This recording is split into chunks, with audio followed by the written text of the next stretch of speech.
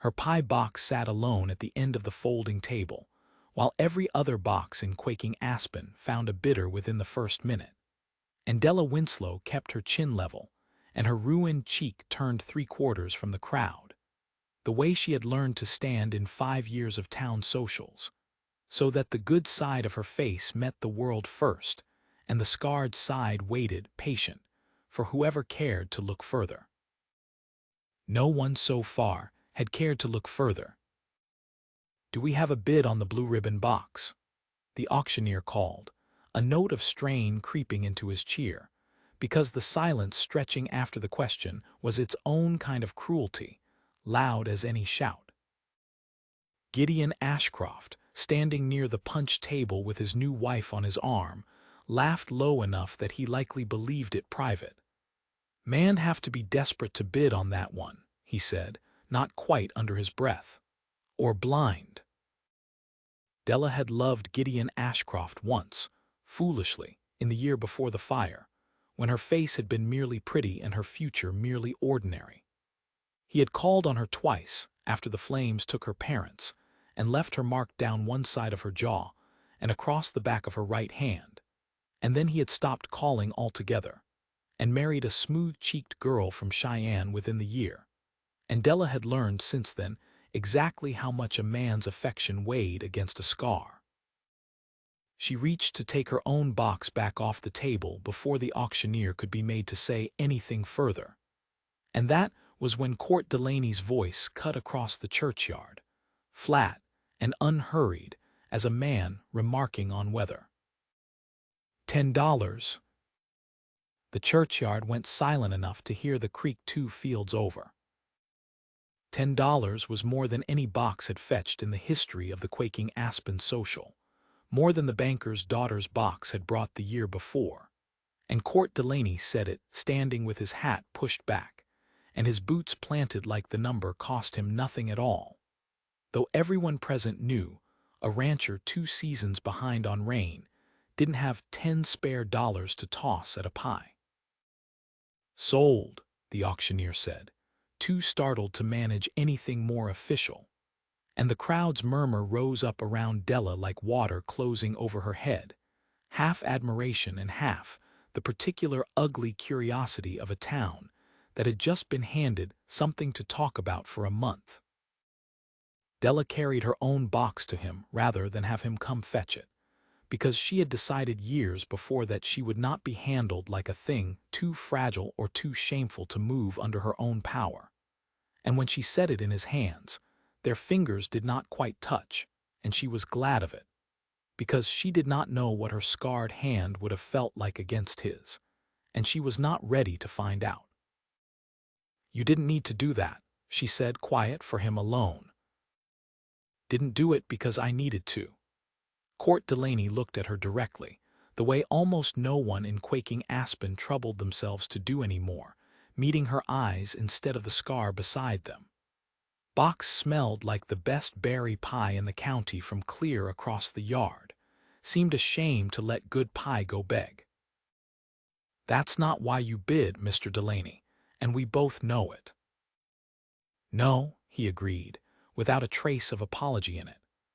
"But it's a fine enough reason to give the ladies clustered over there something to argue about besides the real one." She did not know what to do with a man who answered her plainly, instead of retreating into the soft, careful evasions most of the town used around her, as though her scars might spread through honest conversation the way they had once spread through fire. She took her half of the pie box back when he offered to share it, and sat with him at the edge of the churchyard on an overturned crate, and found, to her considerable alarm, that an hour passed before either of them noticed the sun had moved. She told herself it meant nothing. She had told herself that same lie enough times since the fire that she'd nearly gotten good at believing it. Della had been 19 the year the boarding house behind her family's mercantile caught fire in the night, faster than any of them understood a fire could move, and she had gone back into it twice, once for her mother, who did not survive the smoke regardless, and once for her small brother Sammy, 4 years old and screaming in the room nearest the stairs, whom she had carried out through a hallway already falling in around them. The scars she carried afterward, down the right side of her jaw and across the back of her hand, were the visible cost of that second trip. Her father, caught on the stairs trying to follow her back in, had not lived to see either of his children safe. She had spent a good many nights since telling herself that if she had only moved faster, or chosen the stairs instead of the hallway, or called out sooner, her father might have gone the other direction and lived. No amount of reason had ever fully talked her out of that particular grief, and she had learned instead simply to carry it alongside the scars, the way a person learns to carry any weight that will not set down, until the carrying itself becomes so familiar it no longer feels like a burden so much as a shape she had grown around. She had raised Sammy alone in the 5 years since, on what she earned sewing and mending for the women of Quaking Aspen, most of whom were glad enough to bring her their torn hems and let her boy alone play in her front yard, and none of whom had ever once, in all that time, suggested she might still make somebody a wife. She had built a small, steady life out of that arrangement, and told herself often enough that it was sufficient. A roof paid for, a boy fed and growing, a needle that never lacked for work even in a town that preferred to keep its distance from the woman wielding it. Old Mrs. Ferris, who brought her the parson's shirts every month, was kind in her way, always leaving a jar of preserves alongside the coin, and never once let her gaze catch on the scarred jaw the way most women's did before they remembered themselves and looked away too quickly. It was little enough kindness to build a life on, but Dela had learned to be grateful for little things, because the alternative was to want more than the world seemed inclined to offer her, and wanting had never once served her well. Court Delaney began finding reasons to ride into town more often than his ranch business likely required. He brought his own shirts to her for mending, though she suspected, from the state of them, that he tore seams deliberately some weeks just to have cause. He brought Sammy a whittled top from his own hand, unbidden, the boy's delighted shriek over it, the loudest sound Dela's front room had held in years. He sat on her porch step some evenings and talked to her about nothing of consequence: the price of beef, a mare gone lame, his mother's grave up on the ranch hill that he visited every Sunday, and never once, in all those evenings, did his eyes drift to the scarred side of her face, the way every other man's eyes eventually did, sliding there and away again like a wound they couldn't help but check. "You look at me like I'm just a person," she said to him once, startled into honesty by the plainness of an ordinary Tuesday evening. "You are just a person," Court said. "Ought I look at you some other way?" "Most do." "Most are fools, then." He said it without heat, a simple observation, the way he might have remarked that most years the creek ran low by August. "I had a mare once, scarred bad across her flank from a barbed wire tangle before I bought her. Prettiest gait I ever saw on a horse, and half the county wrote her off on account of a scar she didn't ask for and didn't deserve. Ranchers came around wanting to know why I'd waste good feed on a scarred horse. I told them the scar wasn't the horse. Same as your scar isn't you, Della Winslow, whatever this town's decided otherwise." She did not know how to answer a man who compared her, however kindly meant, to a horse, and yet something in the plain honesty of it undid her more than any flattery could have, because Court Delaney had never once tried to flatter her, and she had learned to trust exactly nothing else. He took her and Sammy out to the ranch the following Sunday, in a wagon borrowed from the livery, to see the mare he'd told her about, and Della watched the animal move across the corral with a grace that seemed to owe nothing at all to the long puckered scar along its flank, and understood something about herself in the watching that she had not let herself understand before.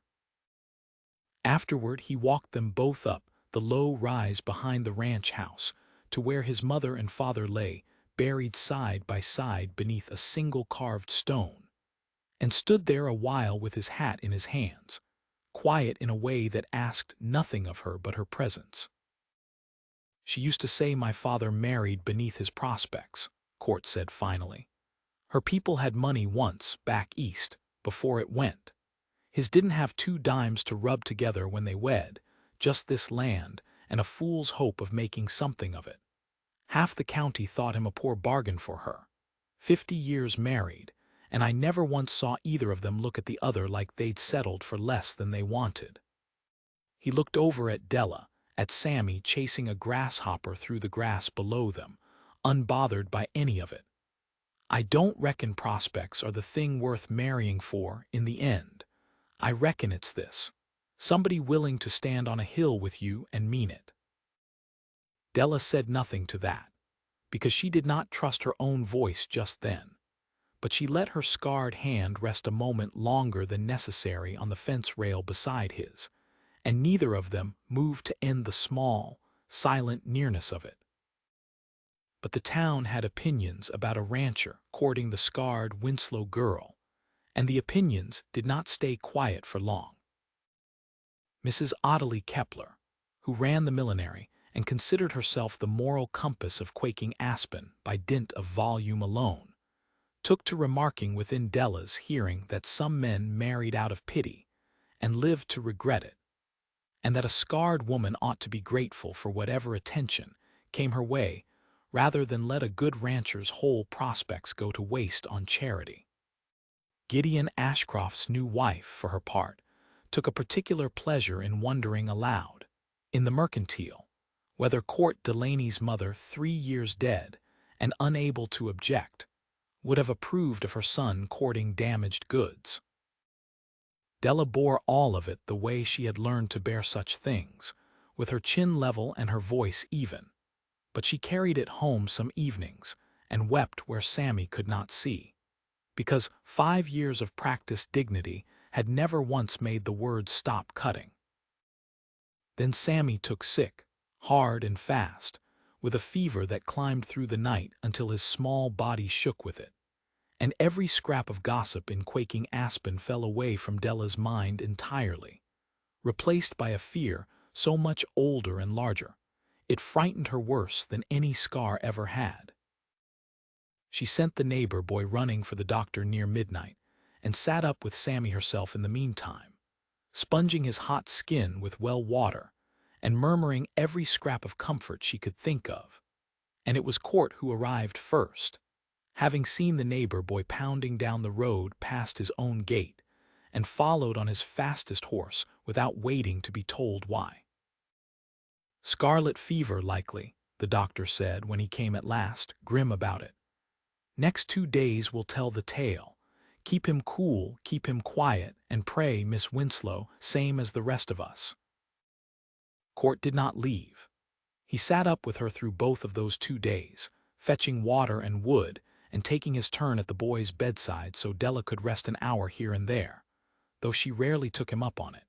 And on the second night, when Sammy's fever broke at last near dawn and the boy slept easy for the first time in 2 days, Della wept openly in front of Court Delaney for the first time since her parents' funeral, and he did not tell her to stop, only held her while she did.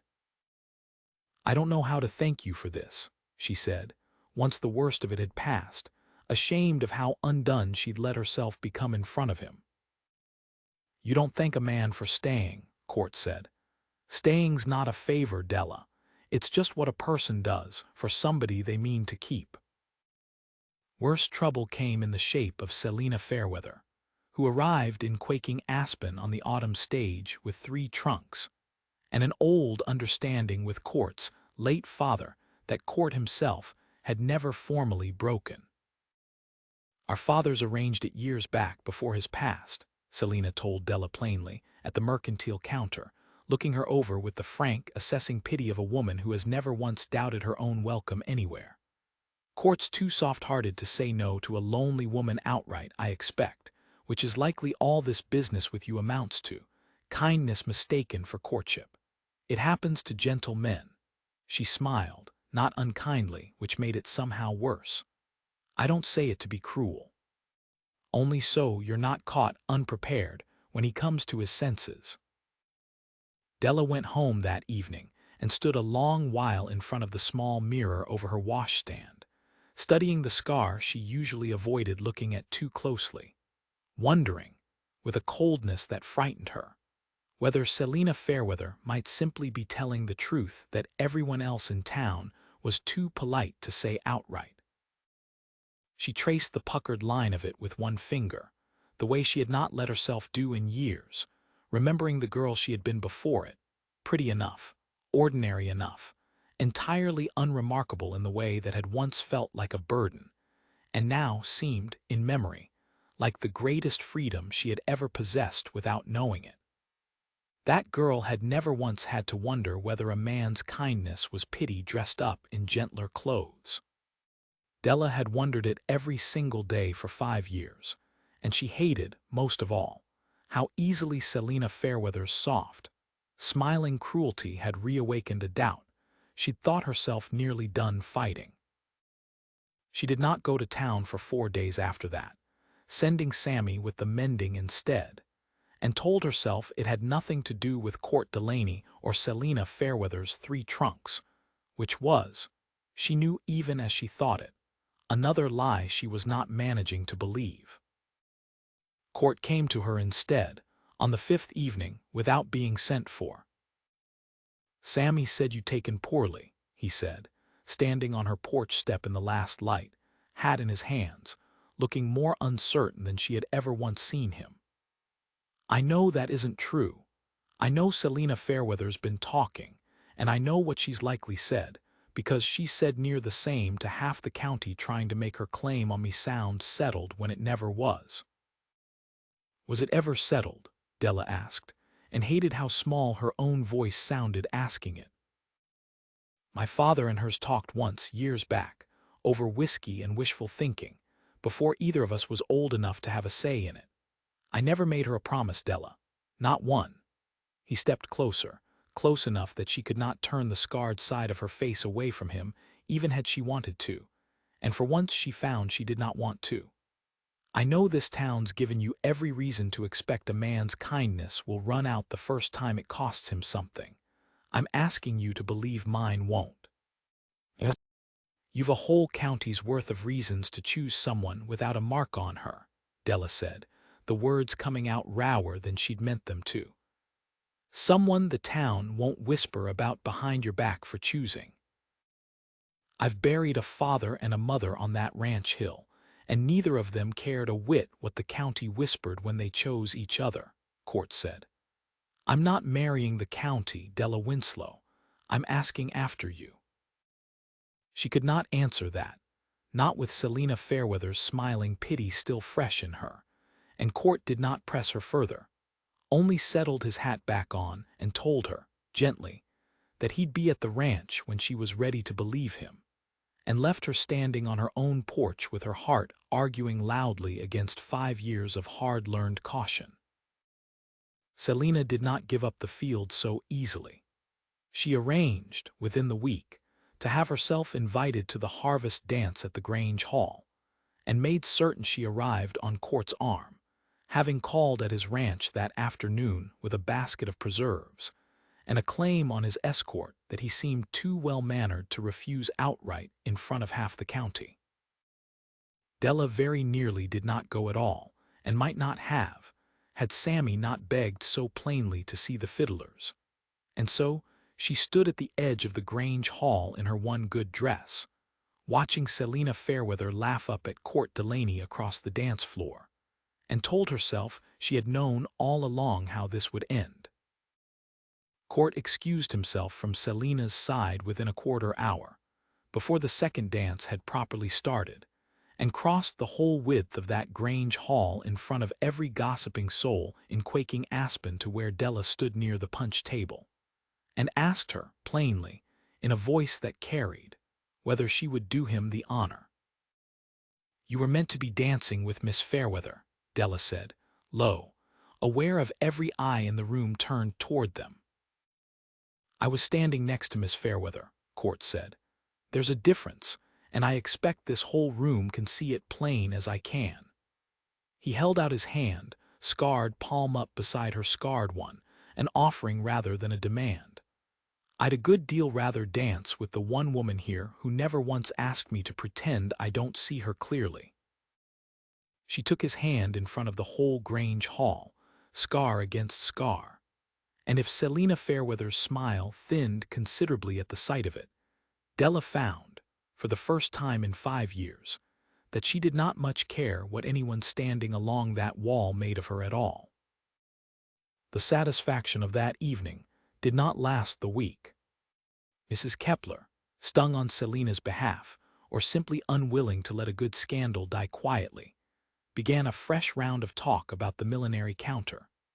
That Dela Winslow had set her cap for the richest available rancher in the county, the moment her own prospects had gone up in smoke. That a woman so marked ought to know better than to reach so far above her plain circumstances. That Court would tire of the novelty of his own charity soon enough once Selena Fairweather's patience ran out. "You'll want to consider carefully what you're truly offering him," Mrs. Kepler told Dela directly, one afternoon, with the particular cruelty of a woman convinced she is only being helpful. "A man like that could have his pick of whole, unmarked women. It does him no credit to be seen settling, whatever kindness moved him to it. Best you release him from the obligation before the whole county decides he's been made a fool of." Dela carried those words home heavier than any she had carried before, because they did not merely wound her, they threatened to make her doubt the one good thing she had allowed herself to want in 5 long years. And for 2 days she considered, seriously, sending word to Court that she could not accept his suit after all, that she would not be the reason a good man's name was whispered about behind his back for the rest of his days. It was only Sammy, oddly, who talked her out of it, climbing into her lap the second evening and asking, plainly, why she'd been crying, and why Mr. Delaney hadn't come by in 3 days when he usually came near every one. "Some folks think he oughtn't marry someone like me," Dela told him, before she could think better of burdening a 9-year-old with it. "On account of your scar?" Sammy asked, with the blunt clarity only a child manages. "Mr. Delaney says the scar's the bravest thing about you, says most folks never have cause to find out what they're made of, and you already know."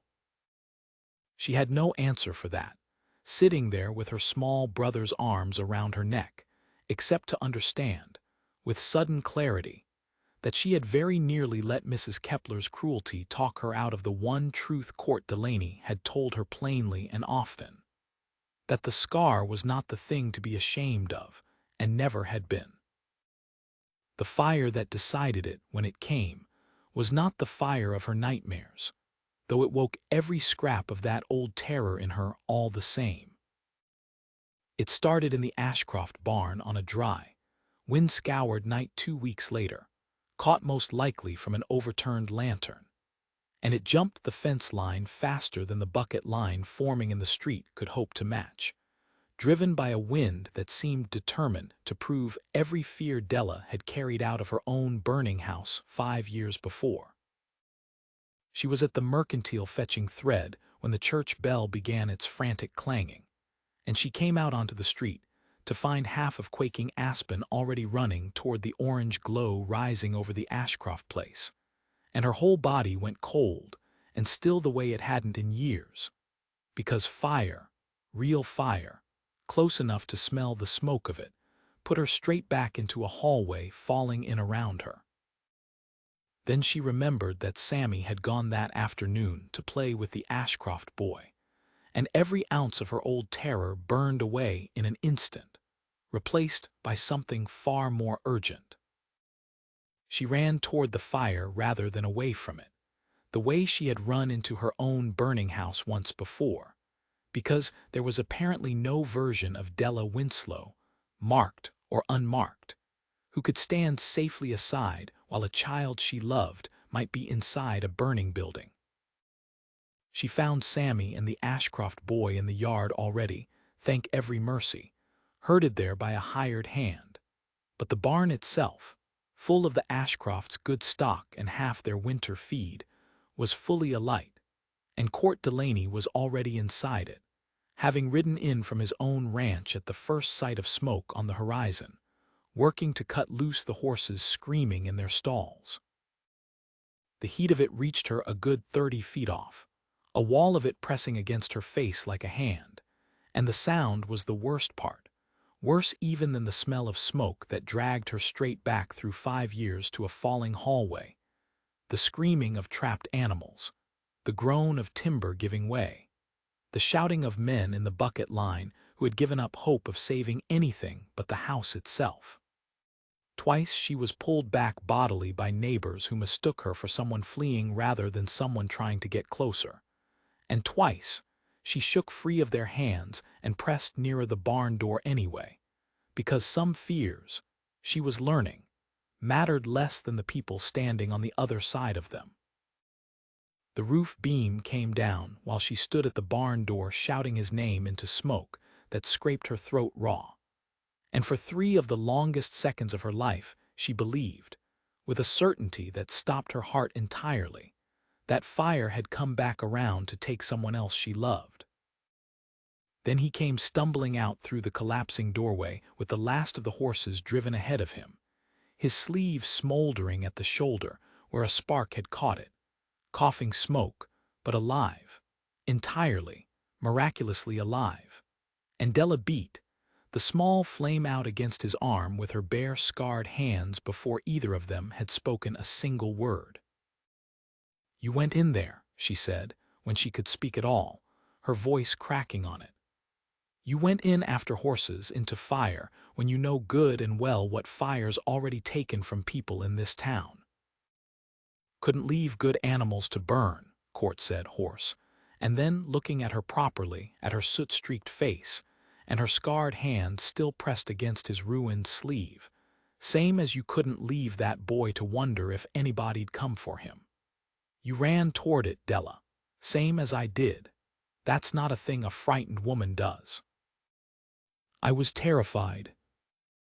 "Being frightened and running toward the thing anyway is the only kind of brave that's ever meant anything," he said, "and I've never seen it done finer than you just did it."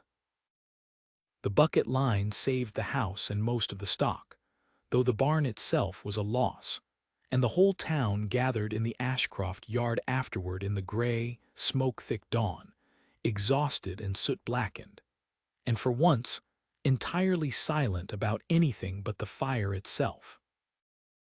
It was in that gray morning light, with half of quaking aspen still standing in the yard, that Court Delaney took Dela's scarred hand in both of his own, in front of Mrs. Kepler and the Ashcrofts and Selena Fairweather, who had come out with the rest to watch the barn burn, and stayed to watch what came after.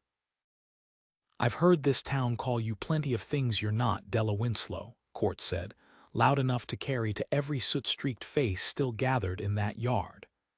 "Damaged, marked, not fit for a decent man's notice. I watched you run toward a burning barn tonight for a boy that isn't even your blood, same as I watched you save your own brother out of a fire 5 years back. And I'll tell this whole county plainly, since apparently somebody has to. You are the single most beautiful woman I have ever known, scar and all, and I'd be a fool and worse to let one more day pass without asking you to marry me." The yard went quiet enough that Dela could hear the last timbers of the Ashcroft barn, settling into ash behind them. "You're asking me this in front of the whole town," she said, half laughing, half weeping, the scar along her jaw catching the gray morning light along with the rest of her face, covered in soot, standing in the wreckage of somebody else's barn. "Seemed the honest place to do it," Court said, "since it was honesty that was wanting all along." Selena Fairweather, to her credit, said nothing at all, and took the noon stage out of Quaking Aspen 3 days later without further comment. And Mrs. Kepler, of all people, was overheard the following week remarking that Court Delaney had always had good sense about horses, and evidently just as much sense about women, which was as near to an apology as that woman had ever offered anybody. Dela married Court Delaney the following spring, in the small church at Quaking Aspen, with Sammy standing solemn beside her in his first good coat, and the whole town turned out to watch, Mrs. Kepler included, seated near the front in a new bonnet, and for once in her life, entirely without comment. Old Mrs. Ferris wept openly through the whole ceremony, and even Gideon Ashcroft, standing near the back with his wife, had the grace to look ashamed of the joke he'd made at a folding table a year before. When Court lifted her veil before the assembled congregation, he did not glance past her scar the way she had spent 5 years expecting any man eventually would. He looked at it directly, the same as he always had, and kissed her like a woman entire, unmarked by anything but a life that had asked more courage of her than most people were ever asked to give, and given it back to her, at last, in kind. They rode out to the ranch afterward in the same borrowed wagon that had once carried her, and Sammy up to see a scarred mare and a hillside grave, and Sammy rode the whole way perched between them, chattering about the fiddlers and the cake, entirely unaware that he had, without meaning to, said the words months before that had kept his sister from throwing away her own happiness. Dela caught Court's eye once over the boy's head, and he smiled at her the way he had that very first afternoon at the churchyard social, plain and unhurried, as though there had never been a single reason in the world to look at her any other way.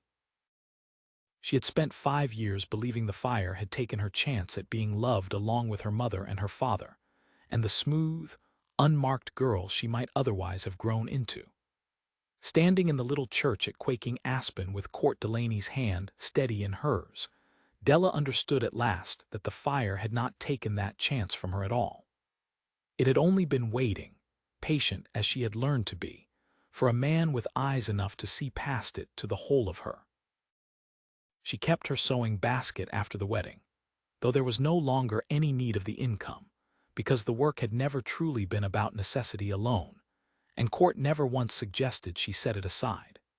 She simply added, to the mending she did for the women of Quaking Aspen, the small unhurried joy of doing it now because she chose to, in a warm ranch kitchen with her brother's laughter carrying in from the yard and her husband's step sounding, dependable as ever, on the porch each evening at dusk.